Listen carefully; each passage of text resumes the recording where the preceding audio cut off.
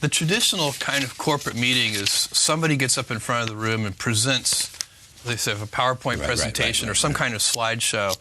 And in our view, that is a very you get very little information that way. You get bullet points. It's kind of easy for the presenter, but difficult for the audience. And so instead, what we do is all of our meetings are structured around a 6-page narrative memo. And when you have to write your ideas out in complete sentences and complete paragraphs, it forces a deeper clarity of thinking. Subject, verb, predicate, and all yes, that. Exactly. Yeah, there really is something to that.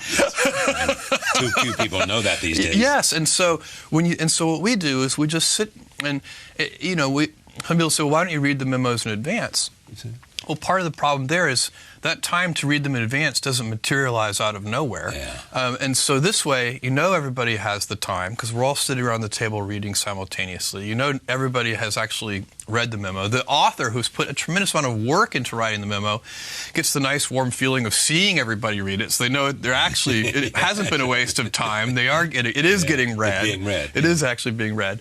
And there's another nice thing about this approach, too. If you have a kind of a traditional PowerPoint presentation, sometimes executives are very good at interrupting, and so the person will get halfway into their presentation, and then some executive will interrupt the conversation, and that question that the executive asked probably was going to be answered 5 slides in. Yeah. And so if you read the whole 6-page memo, it often happens to me, I get to page 2 and I have a question that I jotted in the margin, and by the time I get to page 4, the question has been answered, so I can just cross it off, and it saves a lot of time.